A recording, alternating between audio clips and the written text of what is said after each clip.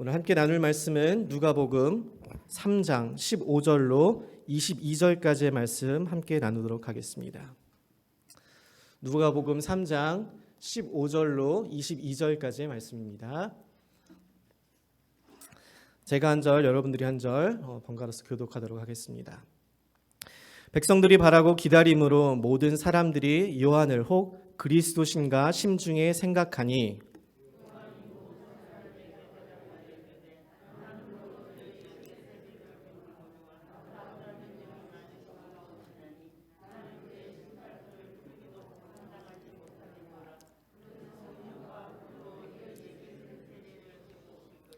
손에 키를 들고 자기의 타작마당을 정하게 하사 알곡은 모아 곡간에 들이고 쭉정이는 꺼지지 않는 불에 태우시리라.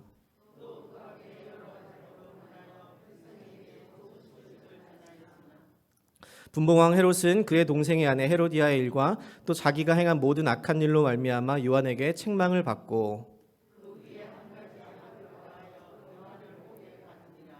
백성이 다 침례를 받을새 예수도 침례를 받으시고 기도하실 때에 하늘이 열리며, 다 같이 읽겠습니다. 성령이 비둘기 같은 형체로 그의 위에 강림하시더니 하늘로부터 소리가 나기를 너는 내 사랑하는 아들이라 내가 너를 기뻐하노라 하시니라. 아멘. 누가복음 3장에서 저자인 누가는 침례 요한의 사역에 대해서 다루고 있습니다. 이 침례 요한은 죄사함을 받게 하는 이 회개의 침례를 전파했습니다. 그래서 많은 사람들이 그에게 와서 침례를 받기를 원했어요. 그런데 침례 요한은 그들을 거절합니다. 그는 너희들은 회개에 합당한 열매를 맺으라라고 먼저 이야기를 하는 것이에요. 그때 세 무리가 와서 요한에게 묻습니다. 사람들, 그리고 세리들, 그리고 군인들, 이렇게 각자 와서 동일한 질문을 해요. 그렇다면 우리가 무엇을 하리까? 그때 침례 요한은 그들에게 회개에 합당한 열매가 무엇인지를 이야기해 줍니다. 그것은 그들이 살고 있는 곳에서 벗어나 산으로 가서, 광야로 가서, 멀리 떨어진 곳에 가서 특별한 행동을 하는 것이 아니었어요. 그것은 그들이 살고 있는 자리, 그 자리에서 다시 돌아가 전과는 다른 삶을 사는 것을 이야기했습니다. 그리고 오늘 우리가 읽은 본문 15절에 말씀이 나오는 것이에요. 자, 그럼 그 전에 우리가 다시 한번 이 복음서의 저자인 이 누가가 이 복음서를 쓴 목적을 다시 한번 살펴보기를 원합니다. 1장 1절부터 4절까지의 말씀에 보면 이 복음서가 누구에게 쓰여졌다고 했죠? 데오빌로. 이 데오빌라라는 사람의 이름의 뜻을 보면 이 데오는 theos, 하나님이란 뜻과 philos, 사랑하는 이란 뜻의 합성어입니다. 그러니까 이 데오빌라라는 사람의 이름은 하나님으로부터 사랑을 입은 자라는 귀한 의미를 가지고 있는 것이에요. 누가는 이 데오빌로에게 그가 이 복음서를 쓴 이유가 모든 일을 근원부터 처음부터 자세히 살펴보아서 각하가 알고 있는 바를 더 확실하게 하고자 함이라고 이야기했습니다. 그래서 누가는 이 성령의 감동하심을 따라 이것을 기록하였고 이를 통해 예수 그리스도가 누구신지, 그분이 무엇을 행하셨는지를 데오빌로에게 알려주었고 또한 2000년이 지난 우리에게 또 동일하게 알려지게 된 것입니다. 이 분명한 목적 가운데, 알고 있는 바를 더 확실하게 하고자 하는 이 목적 가운데 오늘 기록한 침례 요한의 사역은 그의 복음서의 이야기 중에서 굉장히 중요한 역할을 하고 있습니다. 왜냐하면 이 침례 요한의 등장은 가히 충격적이었기 때문입니다. 누가복음에는 기록되어 있지 않지만 마태복음에 보면 이 침례 요한의 등장을 어떻게 이야기하냐면 마태복음 3장 4절에 이 요한은 낙타 털옷을 입고 허리에 가죽띠를 메고 메뚜기와 석청을 먹었더라라고 이야기해요. 그냥 이 이야기를 듣고 상상만 해봐도 이 사람 보통이 아니다라고 이렇게 생각을 할 수 있게 됩니다. 그런데다가 메뚜기와 석청을 먹고 살았대요. 몸에 좋은 웰빙 음식을 먹으면서 그냥 식스팩 하나 딱 이렇게 달고서 그냥 낙타 털옷을 하나만 입고 있어도 그냥 몸에 그냥 옷걸이가 살아있네, 이렇게 생각하시면 안 돼요, 여러분. 여기서 이 침례 요한이 먹었던 주식이었던 이 메뚜기는 학자들마다 조금씩 의견이 다릅니다. 어떤 학자는 진짜 식용 메뚜기를 먹었다고 하는 사람들도 있고 또 다른 학자들은 이 같은 단어를 쓰는 쥐엄나무 열매를 말하는 것이라고 합니다. 왜냐하면 이 히브리어는 보통 모음을 생략하는데 이 메뚜기와 쥐엄나무의 쥐엄나무를 뜻하는 그 단어가 같다라고 하는 거예요. 그래서 이 쥐엄나무를 메뚜기 나무라고도 불린다는 것입니다. 그래서 이 쥐엄나무 열매는 당시 사람들이 가장 가난했을 때 또 궁핍해졌을 때 먹는 열매예요. 그래서 우리가 잘 알다시피 누가복음 15장에 나오는 집을 떠난 그 아들이 돼지우리에서 거기서 쥐엄나무 열매를 먹었다고 하죠. 즉 아주 최소한의 생존을 위해서 먹는 것이 이 쥐엄나무 열매입니다.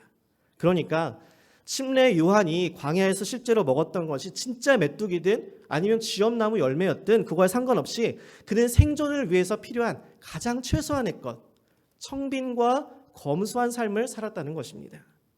그렇게 빈들에서 광야에서 생활하던 사람이 수염이 길게 막 나탁 털옷을 입고 갑자기 동네에 나타났으니 생김새부터 심상치 않은데, 그런데 그의 메시지는 더 충격적이었습니다. 회개하라, 천국이 가까이 왔다라는 것이에요. 여러분, 이들에게 이 메시지가 충격적인 이유는 우리는 아브라함의 자손인데, 우리는 율법을 잘 지켜왔는데, 우리는 의로운데, 우리는 당연히 천국에 들어갈 것이라고 생각했는데 회개하라니.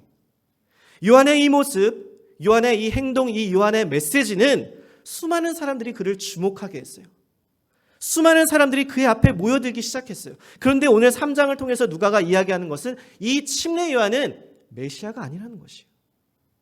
메시아는 기름 부음 받은 자는 오직 하나다. 바로 하나님의 아들 예수 그리스도다라는 것이에요. 침례 요한은 단지 선구자, forerunner, 먼저 와서 그의 길을 평탄케 하는 자라는 것이에요. 그래서 천사가 사가랴에게 나타나서 했던 말이 누가복음 11장 15절로 17절 말씀에 이렇게 기록되어 있습니다. 이는 그가 주 앞에 큰 자가 되며 포도주나 독한 술을 마시지 아니하며 모태로부터 성령의 충만함을 받아 이스라엘 자손을 주 곧 그들의 하나님께로 많이 돌아오게 하겠습니다. 그가 또 엘리야의 심령과 능력으로 주 앞에 먼저 와서 아버지의 마음을 자식에게, 거스리는 자를 의인의 슬기에 돌아오게 하고 주를 위하여 세운 백성을 준비하리라 라고 기록합니다. 하나님의 백성을 돌아오게 하고 주를 위하여 그 백성을 준비하도록 주님이 오시기 전에 먼저 온 자, 그 자가 바로 침례 요한이었어요. 여러분, 그러니까 이 침례 요한의 삶, 그의 메시지, 그의 복음은 모두 예수를 가리키고 있었어요. 그의 삶의 목적, 그의 삶의 이유는 사람들의 시선을 예수께로 돌리는 것이었어요. 예수를 바라보게 하는 것이었어요. 저는 저와 여러분이 오늘 이 말씀을 통하여서 침례 요한의 삶과 그의 목적, 그의 사명을 통하여서 우리들의 삶이 예수를 가리키기를 간절히 소망합니다.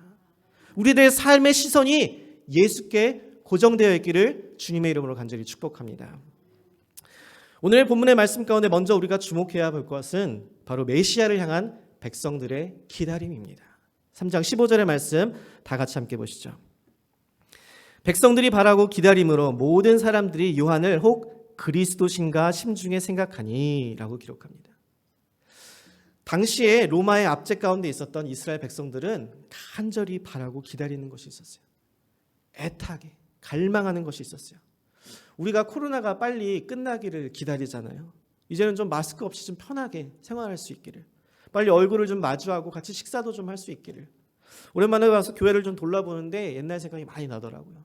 저쪽 건물에 가니까 다 같이 모여서 성도님들이 맛있게 음식을 차려서 그곳에서 같이 먹고 나누며 이야기하고 교제하던 그런 시간들이 생각나고, 또 이곳에 가서 또 새로운 게 아름답게 지어진 그 건물을 보고서 갔는데 어린 아이들이 다 마스크 쓰고 찬양하는 모습이 너무 마음이 아픈 거예요. 오랜 시간이 지난 것 같은데 지금도 여전히 이런 어려움 가운데 있는 상황들을 보면서 우리는 코로나가 좀 빨리 지나가기를, 좀 진정되기를 기다립니다. 그것처럼 이스라엘 백성들도, 로마의 통치 가운데 있었던 이 이스라엘 백성들도 그들의 그 어려움에서, 그들의 그 고통 가운데서 벗어나게 해줄 메시아를 기다리고 있었어요. 그 고통이, 그 아픔이, 그 슬픔이 점점 더 커져갈수록 메시아를 향한 그 기대와 갈망이 점점 더 커져갔어요. 우리는 구약의 마지막 책인 말라기에서 한 장만 넘기면 신약의 첫 번째 책인 마태복음을 보게 되니까 그 사이에 400년이라는 긴 시간이 있었음을 우리는 쉽게 간과하곤 합니다. 그런데 그때에도 우리는 그러면서 이곳 가운데 아무 하나님의 역사가, 하나님의 말씀이 없었다고, 선지자를 보내주지 않았으니까 아무 일도 없었다고 생각하지만 그때에도 하나님은 침묵하지 않으시고 여전히 하나님은 일하고 계셨어요. 몇 년 전에 한국에 자신이 선지자라고 이야기하던 사람이 있었습니다. 여자분이신데 12월에 한국이 전쟁이 날 거니까 예언을 하면서 이렇게 사람들에게 알렸던 거예요. 그래서 한반도에 전쟁이 나면 다 죽고 멸망할 거니까 사람들에게 이민 가라고, 해외로 이민 가라고 하면서 땅을 사라고 그렇게 이야기하던 분이 있었어요. 그래서 그녀의 예언들은 이 SNS를 통해서 삽시간에 퍼져지게 되었고 많은 사람들이 그것을 믿고 실제로 이민을 가고 먼 곳에 이렇게 땅을 사곤 했었어요. 저는 그것을 보면서 너무 놀라게 되는 거예요. 아니 아직도 이렇게 터무니없는 이런 사람 주장들을 하는 사람의 말을 예언이라고 믿는 것에 대해서 너무나 깜짝 놀라게 된 거예요. 아무런 성경적인 근거도 없어요. 멸망에 대한 아무런 근거도 없어요. 그때와 그 시는 아들도 모르고 오직 아버지만 아신다는데 그 사람은 도대체 어떻게 하는지 모르겠어요. 그런데 그 너무나 많은 사람들이 그것을 실제로 믿고 행동으로 옮기고 이민을 가고 땅을 사는 걸 보면서 사회적 이슈가 되어서 그것이 알고 싶다라는 다큐멘터리 프로그램에 나오더라고요. 저는 그 해프닝을 보면서 아직도 수많은 사람들이 선지자를 기다리는구나. 그들이 신뢰할 만한 사람, 그들이 믿을 만한 사람, 그들을 도와주고 구원해 줄 사람을 기다린다는 거죠. 그런데 그녀는 선지자가 아니었어요. 그녀의 예언은 틀렸어요. 그 일은 일어나지 않았습니다. 여러분 구약에서 어떤 사람이 단 한 번이라도 예언이 틀리다면 그 사람은 선지자가 아니었어요. 하나님의 말씀을 그대로 대언하는데 그 얘기가 틀리다면 하나님이 틀리신 걸까요? 아니죠. 그 사람이 하나님의 말씀을 잘못 들은 것이고 잘못 전한 것이죠. 그런 사람은 선지자라 불리지 않았습니다. 그런데 여기 오늘 본문에 나오는 요한이라는 이 선지자는 그들과 달랐어요. 그의 모습, 그의 행동도 어느 사람들과 달랐지만 그의 메시지는 가히 충격적이라고 할 정도로 달랐다는 것이에요. 당연히 천국에 갈 하나님의 택한 백성, 그 아브라함의 자손이요 율법을 평생 지켜온 이 우리에게 회개하라니. 당시 사람들은 모두 메시아를 기다리고 있었습니다. 자신들의 로마의 압제에서 구원해줄 그 메시아, 구약에서 이 선지자를 통해서 약속한 이 이스라엘의 회복을 가져올 자, 그 언약의 성취자 메시아를 기다리고 있었어요. 다니엘의 70일의 예언을 통해서 아기였던 이 예수 그리스도를 성전에서 만났던 시몬과 안나는 그가 우리를 구원할 메시아일 것을 알고 있었어요. 그들은 성경을 읽었고 그들을 통해서 하나님의 때를 보고 있었고 그들은 메시아가 올 것을 알고 있었습니다. 이러한 기대가 이스라엘 모든 백성들에게 동일하게 있었어요. 그런데 이런 기대와는 다르게 침례 요한의 메시지는 아니 우리가 피해자고 우리가 억압을 받았는데 우리 보러 회개하라니. 이러한 기다림과 기대감과 동시에 많은 의심과 추측도 있었습니다. 15절 다시 보니까 모든 사람들이 요한을 혹 그리스도신가 하고 심중에 생각했다는 거예요. 제 교수님 중에 한 분이 말씀하시길 크리스찬들 중에서 제일 위험한 표현이 바로 It seems to me라는 거예요. 아 이런 것 같은데 라는 거예요. 두 번째로 위험한 표현이 What this passage seems to me, means to me 라는 거예요. 아, 이 본문이 나에게 이렇게 말씀하는 것 같은데 라는 것이. 내 생각과 내 추측으로 하나님의 뜻과 계획을 오해하는 것, 그것이 제일 위험하다라는 것이. 요한의 메시지는 정말 파워풀했습니다. 사람들이 모두 그를 주목하고 생각하기를 아마도 그가 메시아인 것 같아. 내 생각엔 그가 메시아인 것 같아. 침례 요한이 메시아야 라고 생각했다는 것이에요. 그런데 여러분 제일 중요한 것은 사람들이 뭐라고 생각했느냐, 사람들이 뭐라고 말했느냐가 아니라 하나님께서 하나님의 말씀이 그를 뭐라고 했냐라는 것이에요. 3장 4절 말씀에 보면 선지자 이사야의 책에 쓴 바 광야에서 외치는 자의 소리가 있어 이르되 너희는 주의 길을 준비하라 그의 오실 길을 곧게 하라 라고 이야기합니다. 침례 요한은 예수 그리스도의 길을 평탄케 하는 준비하는 forerunner, 선구자였어요. 그 어느 누구도 요한보다 먼저 나와서 요한에 대해서 이야기하는 사람이 없었습니다. 그를 가르치고 그를 미리 준비하는 사람이 없었어요. 요한은 400년의 침묵을 깨고 나온 첫 번째 사람이었습니다. 그가 메시아가 될 수 없는 이유예요. 요한 본인도 이렇게 이야기합니다. 3장 16절에 요한이 모든 사람에게 대답하여 이르되 나는 물로 너희에게 침례를 베풀거니와 나보다 능력이 많으신 이가 오시나니 나는 그의 신발끈을 풀기도 감당하지 못하겠노라. 그는 성령과 불로 너희에게 침례를 베푸실 것이요 라고 이야기해요. 나는 그런 사람이 아니라 나는 메시아가 아니다. 나는 그의 신발끈을 풀기도 감당하지 못할 자다. 나보다 더 능력이 많으신 이가 오신다라는 거예요. 여러분 침례 요한은 어떤 것도 간구하지 않았습니다. 자신에 대해서 메시지를 전하지 않았어요. 자신을 위해 헌금을 걷지도 않았어요. 예배 끝나고 사람들이 저에게 와서 목사님 저 이번 주부터 루이빌 제1침례교회 다닐 거예요. 교인으로 등록하겠습니다. 라고 그렇게 이야기하면 너무 기뻐요. 너무 감사해요. 이래야 되는데 제가 그 면전에다 대고 하는 말이 이 독사의 자식아 누가 너희에게 장차 올 진노를 피하라더냐. 회개에 합당한 열매를 맺으라. 라고 이야기한다면 그 사람이 못 오는 게 아니라 제가 교회에 못 나오겠죠. 이상한 목사님이라고. 여러분 우리 눈으로 봤을 때 이 침례 요한은 현대 교회에 부합한 그런 시스템에 부합한 목회자가 아닙니다. 교회에 오겠다고 하는데 엄청 꾸지람을 주고 쫓아내요. 지금 교회에서 이런다면 목회자가 먼저 쫓아나지 않을까요? 근데 여러분 그는 얼마나 많은 사람들이 침례를 받으러 오는지 관심이 없었어요. 얼마나 많은 사람들이 교회에 등록하는지 전혀 관심이 없었어요. 그는 많은 사람들이 자신을 어떻게 여기는지도 관심이 없었어요. 그는 단지 회개하라라고 선포했어요. 여러분 요즘 교회는 교회에 교인으로 등록하는 것이 너무 쉬워요. 도덕적, 윤리적, 신학적 기준을 우리 스스로 낮추고 있기 때문이에요. 다 괜찮습니다. 오기만 하세요. 예배당을 가득 채워주세요. 여러분 성경 공부를 하기 원치 않으세요? 봉사를 원치 않으세요? 여러분 교제하기를 원치 않으세요? 괜찮아요. 여러분 그냥 오세요. 주일날 교회만 오셔서 이 예배당을 가득 채워주세요. 대신 헌금만 내주세요. 여러분 결코 변치 않아야 될 그 복음이 예수 그리스도의 핏값으로 사신 그 복음이 우리로 인하여서 변화되고 있다고요. 사람들의 편의에 맞춰서 그 복음이 커스터마이즈 되고 있다는 거예요. 복음이 우리를 변화시켜야 되는데 우리가 그 복음을 변화시키고 있다는 사실이에요. 제가 살면서 시간이 지나면서 아주 중요한 것을 배우고 깨달은 것이 있는데 그것이 무엇인가 하면 삶의 가장 귀한 것은 그만큼의 헌신을 요구한다는 것이에요. 그것이 얼마나 귀한지, 그것이 얼마나 좋은 만큼, 아름다운 만큼 그만큼의 헌신을 요구한다는 것이에요. 사랑하는 사람과 결혼하는 거 너무나 귀하고 아름답고 좋은 것이죠. 가정을 세워나가는 것이니까. 그런데 그게 쉽나요? 너무 어렵죠. 이런 표정은 목사님만 어렵습니다라는 그런 표정인데 모두 어렵죠. 사랑하는 사람과 처음에는 사랑할 것 같으니까 다 이해해 줄 것 같고 다 사랑해 줄 것 같고 이해해 주고 용납해 줄 것 같지만 내 남편이 내 아내가 나를 이해해 주지 못할 때 내 생각과 내 기준과 다를 때 내 경험과 다른 누군가와 살아간다는 것은 쉽지 않은 일입니다. 여러분 교회에서도 마찬가지예요. 예수님을 사랑해서 그리스도 안에서 한 형제자매가 되었는데 그래서 교회 안에는 날마다 사랑이 넘칠 것 같은데 교회 안에서 다른 성도들과의 삶은 교제는 그리 쉽지 않습니다. 어려워요. 여러분 이건 결코 쉬운 일이 아니에요. 많은 헌신과 수고, 인내, 희생과 사랑이 필요한 일이라고요.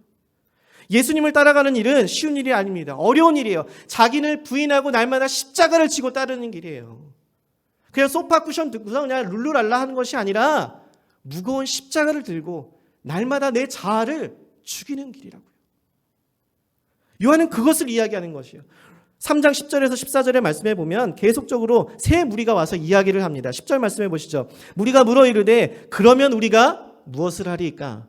대답하여 이르되 옷 두 벌 있는 자는 옷 없는 자에게 나눠줄 것이요 먹을 것이 있는 자도 그렇게 할 것이니라 하고 세리들도 침례를 받고자 하여 와서 이르되 선생이여 똑같이 동일한 질문을 합니다. 우리가 무엇을 하리이까 하매 이르되 부과된 것 외에는 거두지 말라 하고 군인들도 물어 이르되 우리는 무엇을 하리이까 하매 이르되 사람에게서 강탈하지 말며 거짓으로 고발하지 말고 받는 금료를 족한 줄로 알아 하니라 이랬습니다.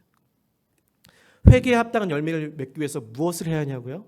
다시 너의 삶으로 가서 너가 있는 그 자리로 다시 돌아가서 변화된 삶을 살라는 것이.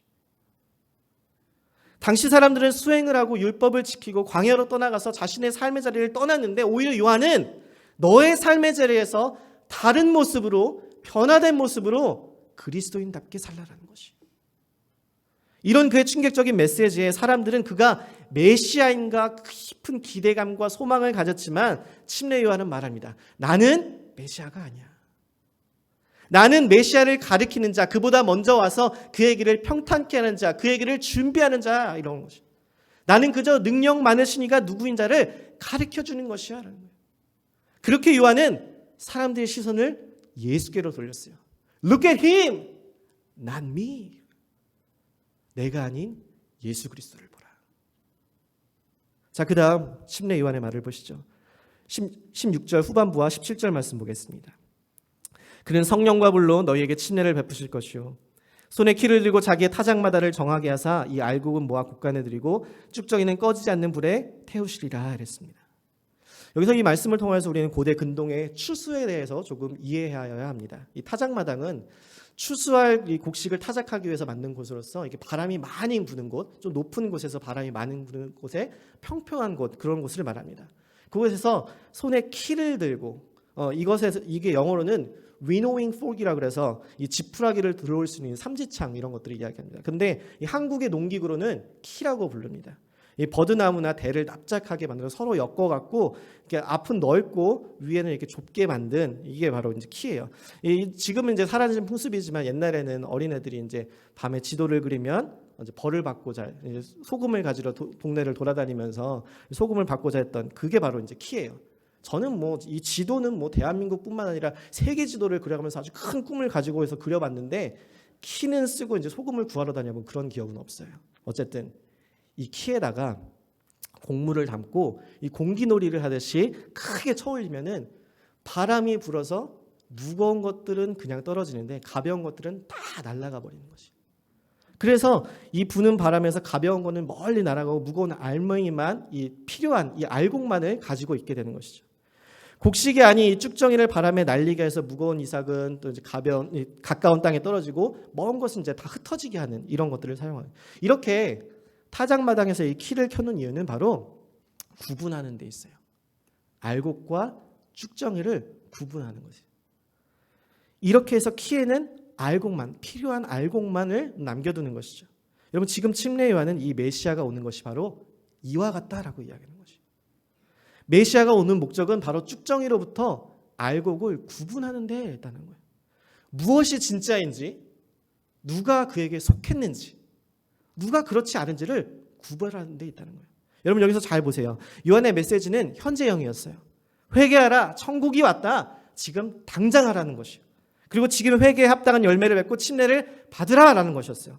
다 지금 해야 하는, 당장 해야 하는 현재 진행입니다. 그런데 여기서부터 시제가 바뀌어요. 나보다 능력 많으신 이가 올 것이다. 예수님께서 오실 것이다. 그분이 오시면 성령과 불로 침례를 주실 것이다. 알곡과 쭉정이를 구별하여서 꺼지지 않는 불에 태우실 것이다. 계속 미래형으로 쓰여지고 있다는 것이. 한 미국 목사님이 장례식장을 마치고서 마치고 하간을 하기 위해서 장례 행렬을 이끌고 묘지로 이동하게 되었습니다. 목사님이 차를 타고 이제 시동을 건 다음에 이제 차를 이제 이동을 하기 시작하셨는데 이제 뒤에는 이제 미국 장례 행렬에는 이제 비상등을 켜고 수많은 차들이 그 장례 행렬을 이제 따르게 되죠. 근데 이 목사님이 이제 그 가시는 길에 이제 라디오를 켜고서 이제 그걸 듣고 있는 동안 자기가 지금 여기 어디를 가고 있는지를 까먹으신 거예요. 그래서 너무 집중한 나머지 그러다 갑자기 마트에 뭐 픽업하러 가야 되는데 그러면서 마트로 이제 들어가신 거예요. 마트로 들어가서 이제 주차할 곳을 주차 공간을 찾고 이렇게 쫙 이렇게 빈 걸 돕고 있는데 뒤에 차들이 다 비상등을 켜고 자기를 쫓아오고 있는 걸 본 거예요. 그 순간 갑자기 내가 지금 장례 행렬을 이끌고 있구나 이 생각이 든 거예요. 여러분 이게 이스라엘에 일어난 일이었어요.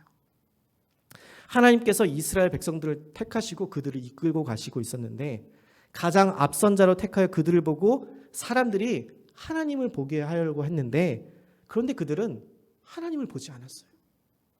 그들 자신에게 집중했어요. 나는 선한 유대인인데 나는 아브라함의 자손인데 나는 택한 백성인데 나는 의로운데 왜 내가 회개를 해야 할까? 자신은 택한 백성이기 때문에 구원받을 것이 당연하다고 생각했어요. 근데 요한이 뭐라고 하냐면 8절 말씀에 그러므로 회개에 합당한 열매를 맺고 속으로 아브라함이 우리 조상이라 말하지 말라. 내가 너희에게 이르노니 하나님이 능히 이 돌들로도 아브라함이 자손이 될 수 있게 한다라고 하셨어요. 너희들은 지금 당장 회개하라. 메시아가 곧 오실 것이다. 메시아가 와서 알곡과 쭉정이를 구분할 것이다. 누가 진짜인지 누가 가짜인지를 구분할 것이다. 너희들이 지금 회개의 열매를 맺으면 너희들이 삶 가운데서 너의 믿음을 증명한다면 너희들은 천국에 들어갈 것인데 그렇지 않다면 너희들이 여전히 교만해서 스스로 의롭다 여기면 너희들은 꺼지지 않는 불에 태워질 것이다. 여러분 지금 이 요한의 메시지를 들은 지금 여러분의 반응은 어떠세요? 여러분의 마음 가운데 지금 여러분의 정체성이 참된 그리스도인이 아니라면 여러분 두려움에 떨 거예요. 꺼지지 않는 불에 있는 영원한 지옥으로 들어갈 것에 그 두려움에 사로잡히게 될 것입니다. 만약 그렇다면 여러분 지금 회개하십시오. 그것이 바로 구원받을 수 있는 유일한 길입니다. 그런데 만약 여러분이 참된 그리스도인이시라면 여러분이 이 주님의 심판의 날을 기대하게 될 것이에요. 왜냐하면 이 믿는 자들에게는 이 날이 심판과 멸망과 죽음의 날이 아니라 예수 그리스도께서 우리를 구원하실 신원의 날이요, 회복의 날이요, 위로의 날이요, 영원히 주님과 함께 거하게 되는 잔치를 열게 되는 축제의 날이기 때문이에요. 여러분, 우리 믿는 자들은 하나님과 친밀한 관계를 가지고 있어요. 예수 그리스도 그 아들의 이름을 믿고 있어요. 그 믿는 자들에게는 거룩한 천국에 들어갈 수 있는 액세스 코드, 예수 그리스도가 있는 거예요. 그래서 그 이름을 믿는 자, 그 이름을 믿는 자들에게는 하나님의 자녀가 되는 권세를 주셨기 때문에 오히려 그날을 기대하고 고대하며 갈망하게 된다라고요. 여러분, 이 세상이 모두 꺼지지 않는 불로 심판을 받는다고 해도 우리는 두려워할 것이 없어요. 왜요? 예수 그리스도께서 우리를 구원해 주실 것이기 때문에. 1930년도에 미 중부에 황폐화시킨 가뭄과 먼지, 모래폭풍으로 큰 어려움이 닥쳤던 때가 있었다고 합니다. 그때 이 오클라호마에 아주 끔찍한 불이 일어나게 되었어요. 이 드넓은 밭을 모두 태워버리는 아주 끔찍한 불이었다고 합니다.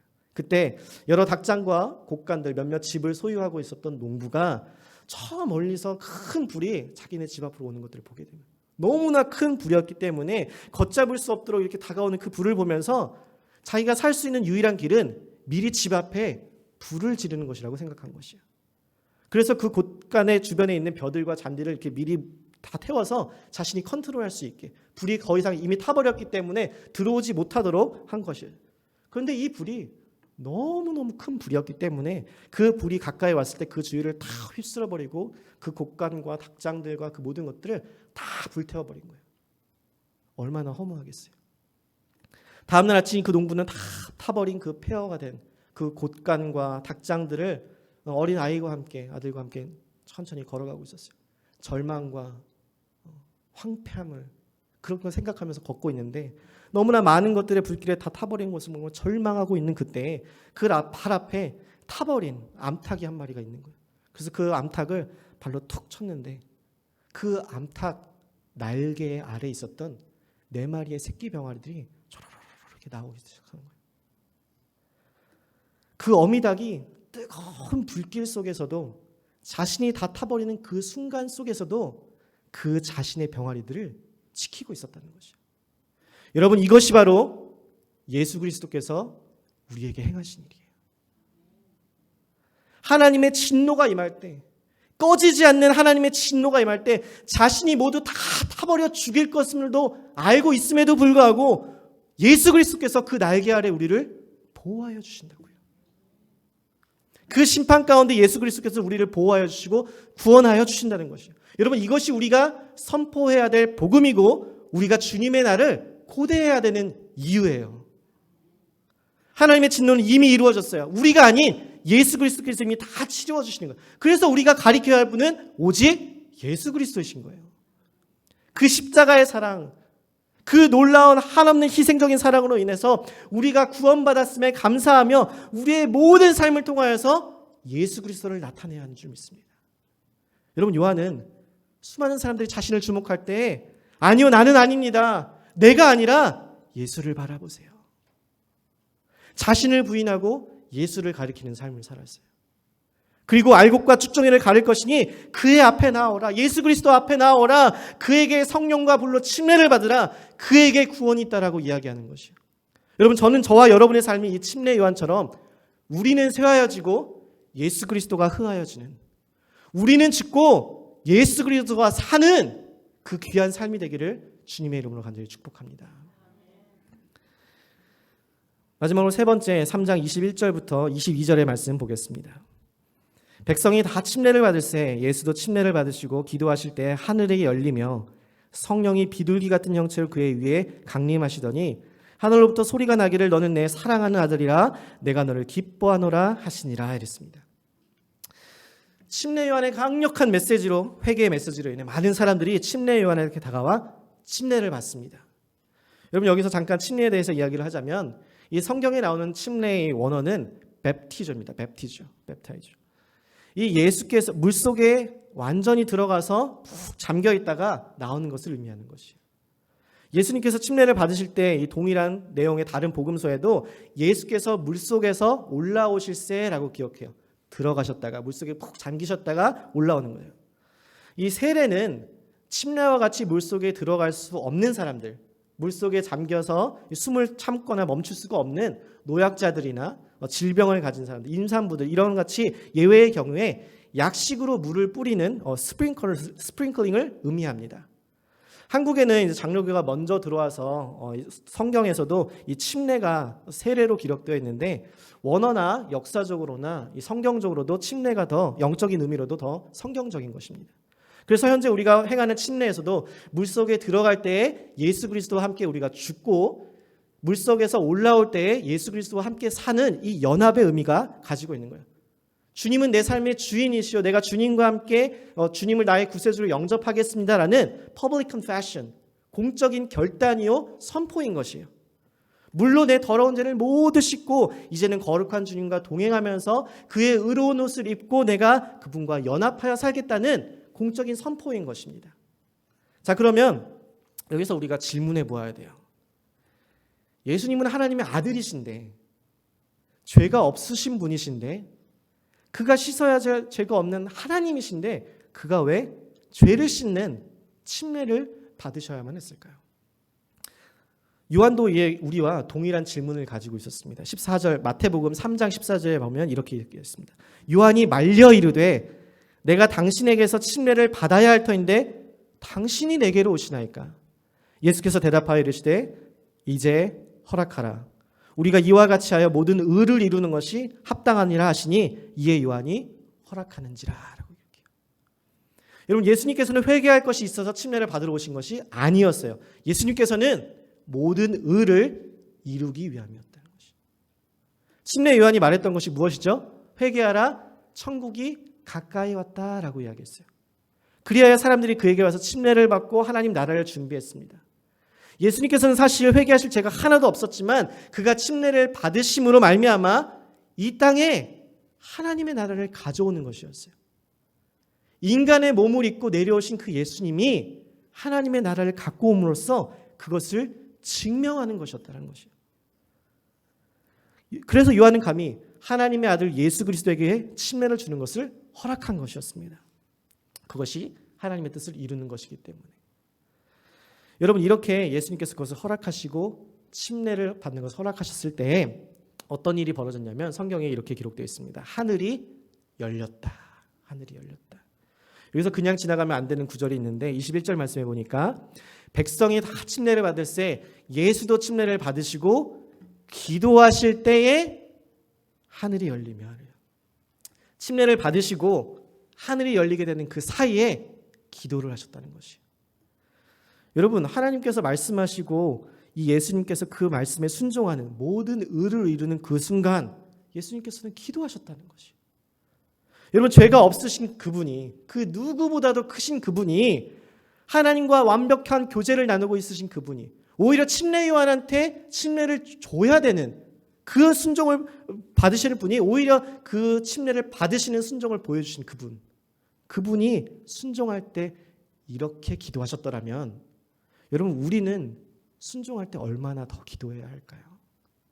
얼마나 더. 여러분, 이때 예수님이 무엇을 기도하셨을까요? 하나님, 물이 너무 차가워요. 요한보로 조금 좀 따뜻하게 해서 우리 자꾸지에 들어가는 것처럼 이렇게 할 수 있게 좀 해주세요. 이렇게 기도했을까요? 아니요. 예수님의 기도는 분명 하나님께서 그를 통해 영광을 받으시도록 하는 기도였다는 것이에요. 그를 통해 모든 의가 이루어지기를 원하는 것이었어요. 여러분, 우리에게 가장 최고의 기도는 하나님께 무엇을 달라고 요구하는 기도가 아니에요. 우리가 하나님을 사랑한다고, 우리가 하나님께 예배하고 찬양함으로 우리의 사랑을 표현하는 것, 그것이 그를 통하여 하나님의 영광 받으시는 것, 이것이 최고의 기도인 줄 믿습니다. 죄가 없으신 완벽한 하나님의 아들이신 예수님께서는 자신의 부모에게도 순종하고 여기서는 요한에게도 침례를 받으시면서 순종하는 그 순종을 통하여서 자신을 통해 하나님이 영광 받으시기를 원하셨어요. 그때에 이렇게 순종하며 나아갔더니 하늘이 열리고 하나님께서 이렇게 말씀하십니다. 22절 말씀에 성령이 비둘기 같은 형체로 그의 위에 강림하시더니 하늘로부터 소리가 나기를 너는 내 사랑하는 아들이라 내가 너를 기뻐하노라 하시니라 이랬어요. 와. 여러분, 우리는 종종 하나님께 무엇을 간구합니다. 이 세상에 살아가면서 우리는 필요한 무언가를 하나님께 요구해요. 그것이 어떠한 돈일 수도 있고 물건일 수도 있고 명예일 수도 있고 관계고 사람이고 또 사랑일 수도 있어요. 그런데 정말 이 세상을 사는 데 있어서 우리에게 정말 필요한 것은 하나님의 말씀인 줄 믿습니다. 예수님께서 침례를 받고 자신의 공생애를 시작하시기 전에 그때에 가장 필요한 것은 바로 아버지의 말씀이었어요. 그것 하나면 충분했던 것이에요. 자신이 이 땅에 온 이유, 죄에서 이 백성들을 구원하기 위해 십자가를 달려서 우리 대신에 하나님의 진노를 받으시는 그 미션, 그 사명을 이루기 위해서 시작하는 공생애의 첫 순간 그에게 가장 필요한 것은 하나님의 말씀이었어요. 내가 너를 사랑한다. 내가 너를 기뻐하노라. 이 말씀 그 하나면 충분했던 것이에요. 여러분, 만약 우리가 아버지 되신 하나님과 관계를 맺고 있다면, 그리고 예수 그리스도와 연합하여서 살고 있다면, 성령님의 인재를 우리가 날마다 구하고 있다면, 여러분, 우리는 그걸로 충분한 줄 믿습니다. 우리는 그걸로 그 말씀이면 충분한 줄 믿습니다. 너는 내 사랑하는 아들이라 내가 너를 기뻐하노라. 그 만왕의 왕 되신 그 하나님이, 만유의 주 되신 그 하나님이 내가 너를 기뻐해. 내가 너를 사랑해. 여러분, 그 사랑에 감격하는 저와 여러분이 되시기를 간절히 소망합니다. 여러분 이 편지가 누구한테 쓰여졌다라고 했죠? 데오빌로. 여러분, 데오빌로 이름 뜻이 뭐라고 했죠? 하나님의 사랑을 입은 자. 그죠? 그러니까 이 데오빌로가 예수님께서 침례를 받으실 때 하나님께서 너는 내 사랑하는 아들이라 라고 말하는 이 누가로부터 복음을 들으면서 이 사건들을 묵상하면서 마치 하나님께서 자기의 이름을 부르는 듯한, 하나님의 사랑을 입은 자라는 자신의 이름을 부르는 듯한, 내가 너를 사랑하노라, 내가 너를 기뻐하노라, 그 마치 하나님께서 자신의 이름을 부르는 듯한 그 감격과 그 감동에 사로잡히지 않았을까요? 이방인이었던 그가 복음의 메시지를 듣고 회개하여 주님 옆에 나오며 알곡과 쭉정이가 나누어질 그 마지막 심판의 날에 주님과 동행하며 영원히 거할 그 축제의 날을 기대하며 갈망하지 않았을까요? 사랑하는 성도 여러분, 누가가 우리에게 알려주는 복음의 메시지는 바로 이것입니다. 자신이 아브라함의 자손이라고, 자신이 택한 하나님의 백성이라고 생각하는 이 이스라엘 백성처럼 우리의 행함으로, 우리의 의로움으로, 우리의 어떠함으로 구원받을 수 없다라는 것이에요. 예수 그리스도께서 요한에게 침례를 받으심으로 이 땅에 임하게 된 그 하나님의 나라는 우리의 행함에 있지 아니하고 오직 예수 그리스도께서 십자가에서 행하신 구속 사건에 달려있는 줄 믿습니다. 그래서 우리의 선한 행동으로 하나님이 기뻐하지 않으세요. 그러나 우리가 주님께 나아올 때, 우리가 주님께 우리의 죄를 회개할 때, 내 삶의 행동으로 우리의 믿음을 증명할 때에 나는 죽고 예수로 사는 삶, 나는 쇠하여지고 예수 그리스도가 흥하여지는 삶, 나의 모든 삶을 통하여서 예수 그리스도가 높여지는 삶, 그 삶을 살아갈 때에 믿지 않는 자는 꺼지지 않는 불에 태워진 심판을 당할 것이지만 믿는 자는 예수 그리스도를 통하여서 구원을 얻게 되는 그 축제의 날에, 그 잔치의 날에 참여하게 되는 줄 믿습니다. 너는 내 사랑하는 아들이라, 너는 내 사랑하는 딸이라, 내가 너를 기뻐하노라. 여러분, 그렇게 사랑하는 성도 여러분, 여러분의 삶의 시선을 주님께 고정하시기를 간절히 소망합니다. 나를 바라보는 것이 아니라, 내 삶에 있는 것들을 바라보는 것이 아니라 주님께 고정하시기를 간절히 소망합니다. 말씀을 마무리하며 이번 한 주간 이 말씀을 묵상하고 또 제 삶에 적용하는 가운데 제 자신을 돌아보며 회개하는 시간을 갖게 되더라고요. 왜냐하면 제가 바로 오늘 본문에 나오는 이스라엘 백성들 같은 거예요. 로마의 압제에서 고통받고 있는 이스라엘 백성들이 그들의 삶의 문제를 해결해 줄 메시아를 찾으며 그가 그들을 구원해 주고 또 문제를 해결해 줄 것을 애타게 기다리는 것처럼 저도 제 삶에 마주한 문제들 가운데 무언가를 애타게 기다리고 있거든요. 무언가를 내 문제를 해결해 줄 누군가를 기다리고 있거든요. 그런데 정말 그 문제에서 우리를 구원해 줄 참된 메시아 예수 그리스도를 바라보고 있는가? 라는 그 질문 앞에 제 자신이 부끄러운 거예요. 예수 그리스도를 내 삶의 주인이요 구세주로 고백하면서 그에 합당한 삶의 열매를 내 삶에서 맺고 있는가? 재정의 문제, 관계의 문제, 자녀의 문제, 진로의 문제 앞에서 그리스도인으로서 나는 세상 사람들과 다르게 반응하고 있는가? 아니면 그들과 똑같이 내 삶의 문제를 해결해 줄 돈, 능력, 사람을 기다리면서 그것들에 내 시선을 고정하고 있지는 않는가? 세상 사람들과 동일하게 마주하는 문제 앞에서 내가 어떻게 반응하면 그것이 바로 알곡과 쭉정이를 구분해 주는 것인데 나는 쭉정이인가? 나는 알곡인가? 성도 여러분은 어떠세요? 여러분은 무엇을 기다리고 무엇을 갈망하고 무엇을 바라보고 있으세요? 하나님, 나 이 문제를 해결하기 위해서 돈이 필요해요. 돈을 주세요. 하나님, 나 이 문제를 해결하기 위해서 어떤 능력이 필요해요. 하나님, 나 이 문제를 해결하기 위해서 꼭 어떤 사람이 필요해요. 나를 도와줄, 나를 구원해줄 사람이 필요해요.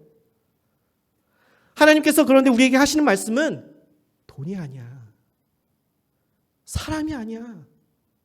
능력이 아니야. 너에게 정말 필요한 것은 바로 나야.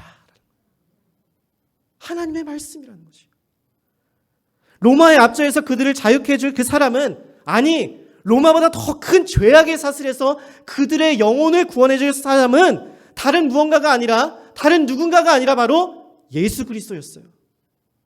여러분, 여러분의 삶의 문제에서 하나님의 일하심을 보기를 원하세요? 하나님의 그 고통 가운데서 여러분을 구원해 주기를 원하세요? 여러분, 그러면 그 문제를 바라보는 것이 아니라 그 문제에 내 삶의 시선을 고정시키는 것이 아니라 그 문제보다 더 크신 하나님, 그 문제의 해답을 가지고 계신 하나님, 그 문제에서 우리를 건져내 주실 유일하신 하나님 한 분, 그 예수 그리스도를 바라보시기를 간절히 소망합니다. 그분께 시선이 고정되어 있어야 돼요. 그때에 하나님의 영, 성령이 우리에게 임하여서 주의 일을 보게 될 것이며 주의 역사가 여러분의 삶 가운데 일하게 될 줄 믿습니다. 여러분, 그 간절한 소망과 기도하는 마음으로 함께 시선 찬양 드리시겠습니다.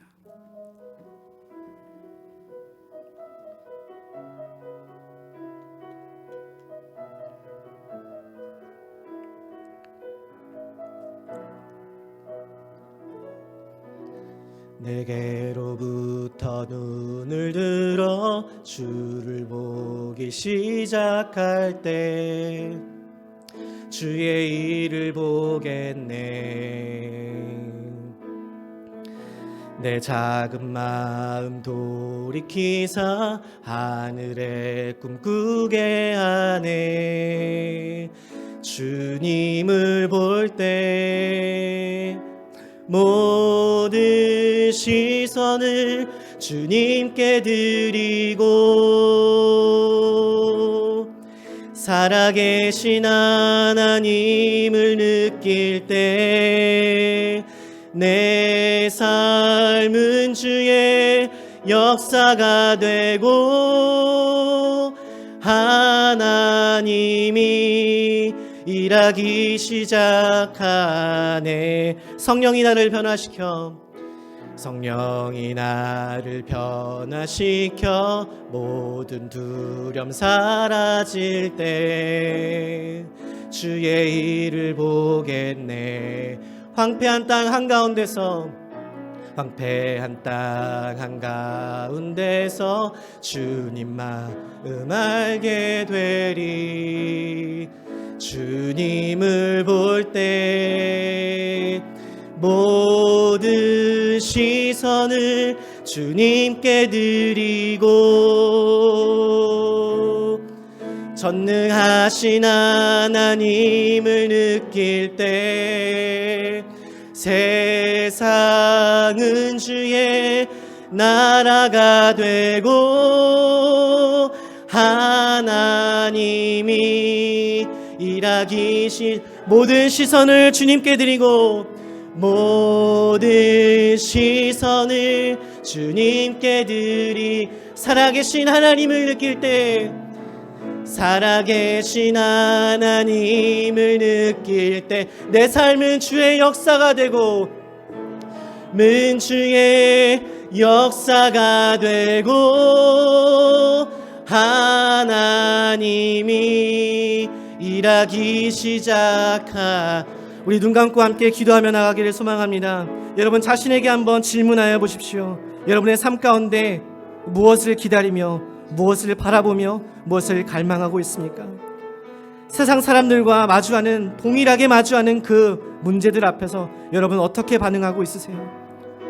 그 반응이 바로 참된 그리스도인인가 아닌가를 구분하는, 알곡과 측정인을 구분하는, 진짜와 가짜를 구분하는 그 구분인데 여러분 그 삶 가운데서 어떻게 반응하고 있으세요? 그 문제들 앞에서 하나님, 우리의 시선을 하나님께 고정시켜 주시옵소서. 이 세상의 것들에 돈과 물질과 사람과 어떤 능력에 나의 시선을 고정시키는 것이 아니라 나의 삶을 구원해 줄 유일한 분 예수 그리스도의 그 삶의 시선을 고정하게 하여 주옵소서. 하나님, 우리의 삶을 불쌍히 여겨 주옵소서. 우리를 긍휼히 여겨 주옵소서. 함께 기도하며 같이 나아가겠습니다. 오 할렐루야. 살아계신 아버지 하나님, 이 시간 주님 앞에 나아가며 기도합니다. 하나님, 우리의 삶 가운데 하나님, 우리가 하나님을 바라보지 아니하고 나의 문제 가운데 하나님, 나의 시선이 주님께 고정되지 못했음을 회개합니다.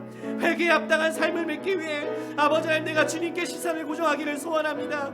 하나님, 이 세상 것들에 나의 시선이 고정되지 않게 하여 주옵소서. 세상 것들을 바라보지 않게 하여 주시고 오직 나의 삶을 구원하신 오직 예수 그리스도를 바라보게 하여 주옵소서. 그 말씀을 통해서 힘을 얻게 하여 주시고 그 말씀을 통해서 위로를 얻게 하여 주시고 그 말씀을 통해서 능력을 얻게 하여 주옵소서. 아버지 하나님, 우리가 참된 그리스도인이라고 말하면서 예수 그리스도를 사랑한다고 고백하면서 우리의 삶 가운데 얼마나 회개에 합당한 열매를 맺고 있습니까? 그 믿음에 합당한 삶을 살고 있습니까? 하나님, 이 부족한 영혼들을 아버지 하나님, 이 죄된 영혼을 끊임없이 죄악 가운데 거하며 아버지 하나님, 우리의 욕심대로 우리의 욕망대로 아버지 하나님, 우리의 자아를 죽이지 못하고 살아가는 옛 자아 가운데 여전히 헤매이고 있는 아버지 하나님, 우리의 영혼을 불쌍히 여겨주옵소서. 우리를 긍휼히 여겨주시고 하나님, 우리의 삶 가운데 주님의 능력이 닿을 수 있도록 하나님의 역사가 시작될 수 있도록 하나님, 우리의 시선을 주님께 고정시켜 주시옵소서. 아버지 하나님, 우리 가운데 하나님 일을 시작하게 하여 주옵소서. 하나님을 바라보게 하여 주옵소서. 하나님을 붙잡고 살게 하여 주옵소서. 하나님의 능력을 사모하는 자들에게 하여 주옵소서. 나의 사랑하는 딸아, 나의 사랑하는 아들아, 내가 너를 기뻐하노라, 내가 너를 사랑하노라. 아버지 하나님, 그 음성 들으며 살게 하여 주옵소서. 그 음성 붙잡고 사는 아버지 하나님, 믿음의 성도들 다 될 수 있도록 주여 역사하여 주시옵소서. 이 시간 또 함께 기도할 때에 아버지 하나님, 이 교회 가운데 하나님의 마음에 합한 귀한 목회자가 아버지 하나님 이곳에 와서 함께 하나님의 말씀을 전하며 하나님의 귀한 일들을 시작할 수 있도록 주님께서 붙들어 달라고, 주님께서 보내달라고 함께 기도하기를 소망합니다. 하나님, 이 귀한 목회자가 아버지 하나님 이곳에서 말씀을 선포할 때에 하나님의 귀한 비전을 가지고 하늘의 소망을 가지고 이곳에서 목회를 시작할 때에 아버지 하나님, 모든 성도들이 한마음 한뜻이 되어서 목회자와 함께 모든 성도들이 하나님의 나라를 이뤄가며 건강하고 성경적이며 하나님의 마음에 기쁘시게 하는 그런 귀한 교회가 세워져 갈 수 있도록 하나님의 능력이 이 교회 가운데, 하나님의 성령이 이 교회 가운데 임하게 해달라고 함께 부르시며 함께 기도하겠습니다.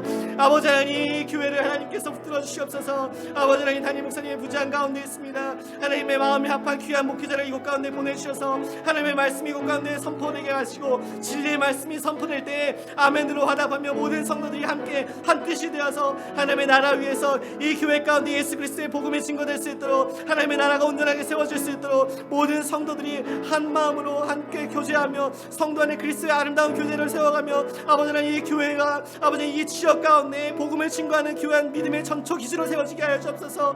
아버지 하나님, 이 교회를 통하여서 하나님의 사랑을 증거되게 하여 주옵소서. 사랑이 많은 교회 되게 하여 주옵소서. 은혜가 풍성한 교회 되게 하여 주옵소서. 아버지 하나님, 성도 간에 더 깊이 사랑하게 하시고 목회자와 성도 간에 서로 사랑하게 하시고 하나님의 사랑을 더욱더 갈망하는 교회가 되게 하여 주옵소서. 아버지의 귀한 목회자를 통해서 그런 위대한 하나님의 역사들이 일어날 수 있도록 하나님께서 이 교회를 붙들어 주시옵소서. 아버지 하나님, 우리 시간 다 같이 함께 일어나셔서 시선 마지막으로 찬양하고 축도 예배 마치겠습니다. 모든 시선을 주님께 드리고 살아계신 하나님을 느낄 때 살아계신 하나님을 느낄 때 내 삶은 주의 역사가 되고 하나님이 일하기 우리 두 손 높이 들고 모든 시선을 주님께 전능하신 하나님을 느낄 때 전능하신 하나님을 느낄 이 교회 가운데 세상은 주의 나라가 되고 하나님이 일하기 시작하네.